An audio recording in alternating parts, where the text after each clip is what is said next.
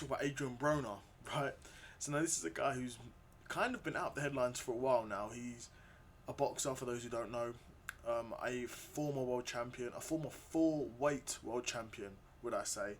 Um, but as of recently, he's had a number of losses. I see his record: 35 wins, 24 knockouts, 5 losses.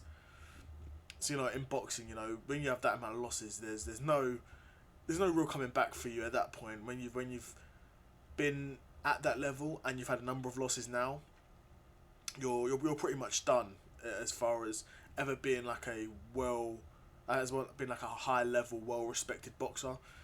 Let's look at his record. He was unbeaten for a while, a very long time. He was unbeaten for. He made it to, I don't know what he made it to, and then he lost to Marcus Maidana in a fight that wasn't really close. I was going to say in a close fight. It wasn't a close fight. The best win of his career is probably Paulie Malignaggi. Can I say it? Paulie Malignaggi. Is that how I say it? I don't even know how to say that. But that's when he won the WBA World Welterweight title. That's probably his best win. And arguably he lost that fight. That was a close decision. As you can see, 115, 113, 113, 115, and 117, 111. It was a very close fight.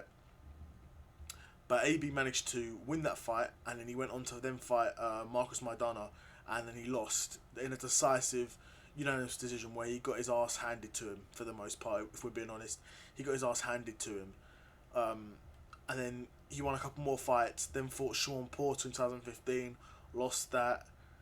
Again in a couple more fights. Then fought Mikey Garcia. I remember that fight, lost that one. It's really not been a good look from Mikey Garcia. And then after that, he was fighting pretty much once a year. Mikey Garcia loss, Jesse Vargas draw, Manny Pacquiao loss, and then he beat these two plumbers. Bill Hutchinson, I don't know if you guys watched that fight, but Bill Hutchinson, this guy he's a chimney sweeper. He's as far as they go in terms of boxing, he's a bum. Somehow he's managed to get himself a somewhat respectable record of 20 wins, 2 losses.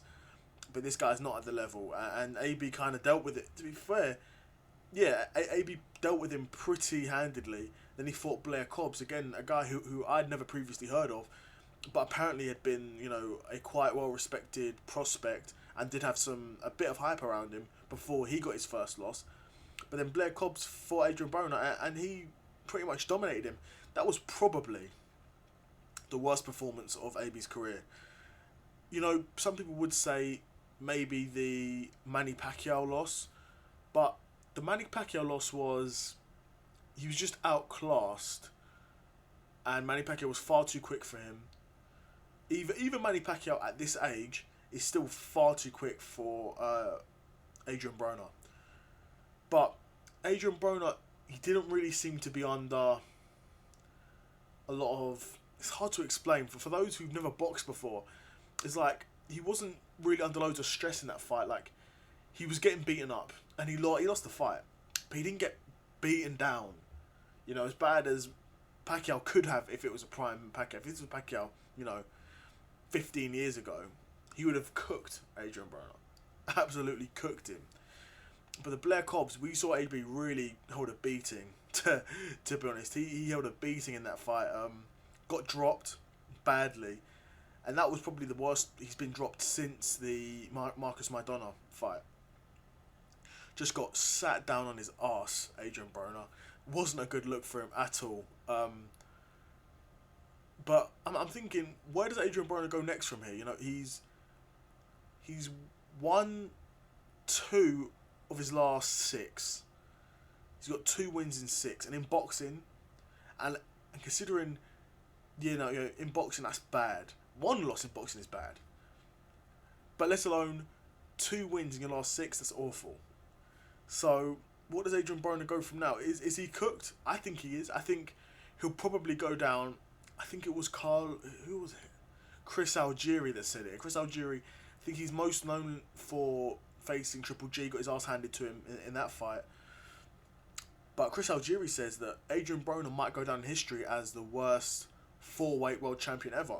And honestly, as much as I used to Really enjoyed Adrien Broner. I'm inclined to agree. Adrien Broner at one point was one of my favourite fighters to watch because he fought with that Philly shell style that I liked. He was a fighter that typically got better the longer the fight goes. And you'll see this even in a lot of Adrien Broner's losses.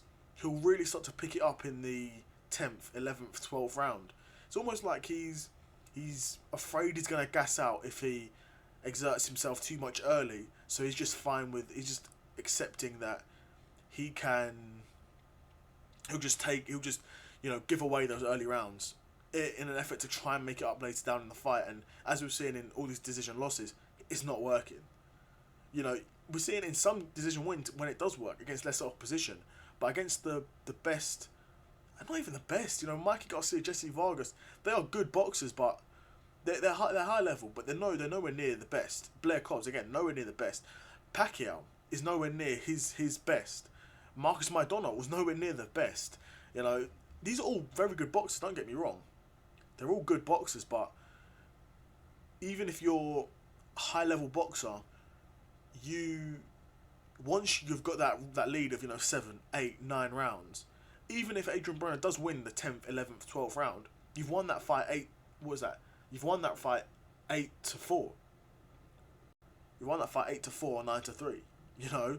Unless Adrien Broner is knocking you out in the 10th, 11th, or 12th round, which he doesn't do. Typically, when was the last time Adrien Broner won via knockout? Okay.